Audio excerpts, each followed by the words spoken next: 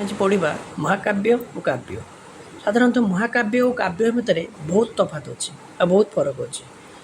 मुख्यतः भाव महाकाव्य क्या कहुए प्रथम आम महाकाव्य कौन जाना। पाश्चात्य साहित्य महाकाव्य सर्वप्राचीन रचना भाव स्वीकृत। वाल्मीकि कृत रामायण को सर्वप्रथम महाकाव्यर मान्यता दी जाए।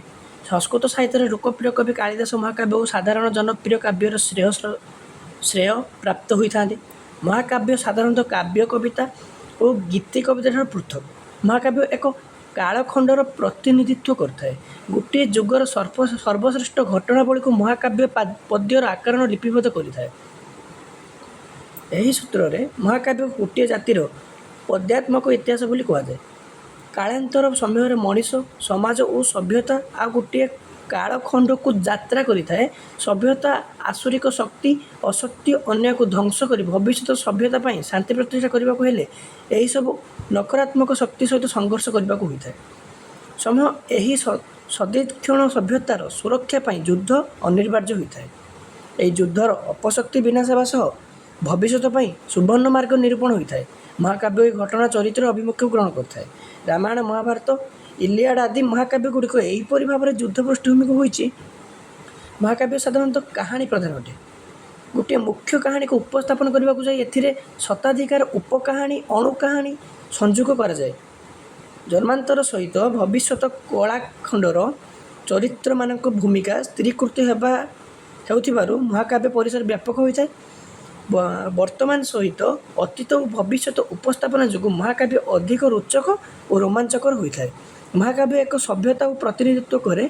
कौन सी देववंशी बा राजपुत्री यार नायक हेले से व्यक्तिगत घटना काव्यकार तत्कालीन समय और सभ्यतार सह जोड़ी दिए। यही अर्थ में गोटे भाषार महाकाव्य अध्ययन करने से जातिर सभ्यता संस्कृति भाषा धर्म लोकजीवन को अध्ययन करें। अतएव महाकाव्य एक सभ्यतार मुख्यशाला सदृश। साधारणतः महाकाव्यर संज्ञा कौन जानिबा। महाकाव्यर लक्षण और स्वरूप कौन होगा उचित एने भिन्न भिन्न समय संस्कृत बयानकारी माने शल्क माध्यम निजस्व मत प्रकाश कर। साहित्य दर्पण ग्रंथ रे विश्वनाथ कविराज महाकाव्य व्यापक संज्ञा प्रदान कर।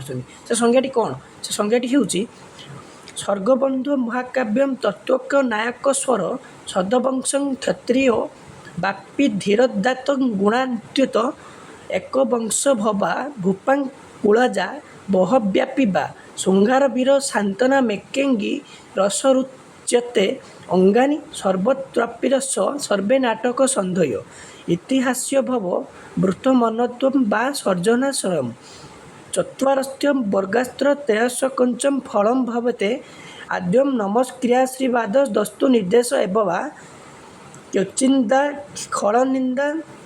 खलदिन्ना सत्यज्वं गुणकीर्तनम एकवृत्तम ये पद्वरेव सन्यन्यम वृत्तिकम। क्षमा करें पिला माने मोटे संस्कृतर शब्द गुड़िक मोर टिके वीक अच्छी। एकाधिकार स्वर्ग विशिष्ट महाकाव्यर नायक वीर और सद्वंश क्षत्रिय और धीर दाता गुण संपन्न होगा विधेय। एक कूलर श्रेष्ठ नायक को आधार कर श्रृंगार वीर शांत आदि रस प्रयोग महाकाव्य होता है। साधारणतः महाकाव्यर सर्वश्रेष्ठ रसटी हूँ श्रृंगार। मन रखियो पिला माने महाकाव्यर पाठ बा श्रवण कले धर्म अर्थ काम मुख्य आदि चतुर्वर्गीय फल प्राप्ति होगा आवश्यक। महाकाव्यर आरंभ स्वर्ग कवि निजर इष्टदेव को प्रणाम स्वरूप आश्रीवर्चन भिक्षा कर कहानी सूचना प्रदान करता। इष्टदेव प्रणाम कर साधारणतः निजर महाकाव्य आरंभ करते।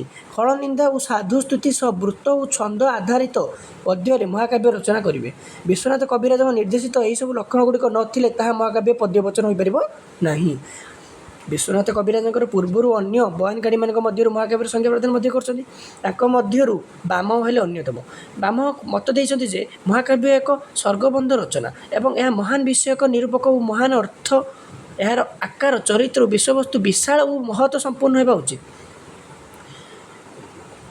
आउ जड़े मताधिकारी हेले आचार्य दंडी। महाकाव्य एक स्वर्गबंध रचना यह आश्रीवचन किंबा नमस्क्रिया किंबा वस्तु निर्देश आरंभ होगा उचित। यह विषयवस्तु इतिहास बा पुराण आहूत किंबा सज्जन व्यक्तिशेष जीवन प्रति आश्रय परिकल्पना हो पारे। चतुर्वर्ग फल प्रदान करने यार लक्ष्य। उपरोक्त संज्ञा गुड़िक उपलब्ध हुए जे ମହାକାବ୍ୟ ଏକ ବହୁ ସର୍ଗ ବିଶିଷ୍ଟ ବୃହତ ରଚନା ଅଟେ। ଏଥିରେ ଉଚ୍ଚବଂଶ ନାୟକ ଦ୍ୱାରା ଆଦର୍ଶ ଅନୁସାରେ ବର୍ଣ୍ଣନା କରାଯାଇଥାଏ। ମହାକାବ୍ୟ ଏକ ମହାନ ସମୟର ପ୍ରତୀକ। ରାଜନୀତି ବ୍ୟବସ୍ଥାପକ ସାମାଜିକ ଅବସ୍ଥାରୁ ଆଦି ସୁବର୍ଣ୍ଣ ସଂଯୋଗ ମହାକାବ୍ୟରେ ସୃଷ୍ଟି ପରିବେଷଣ କରିଥାଏ। ପିଲାମାନେ ସାଧାରଣତଃ ଗୋଟେ ଯୁଗରେ ଘଟିଥିବା ଏକ ମହାନୀୟ ଘଟଣାକୁ ଆଧାର କରି ଯାହା ଲେଖାଯାଏ ତାହାକୁ କୁହାଯାଏ ମହାକାବ୍ୟ। ଏପରି ଦ୍ୱାପର ଯୁଗରେ ଘଟିଥିଲା ଆମର ମହାଭାରତ। ଶ୍ରୀକୃଷ୍ଣଙ୍କ ଫଳରେ ଯେପରି ଆମର ଯୁଦ୍ଧଟିଏ ହେଇଥିଲା ତାହାର ନାମ ମହାଭାରତ, ଯାହା ଆମର ମହାକାବ୍ୟ ବୋଲି ପରିଚିତ।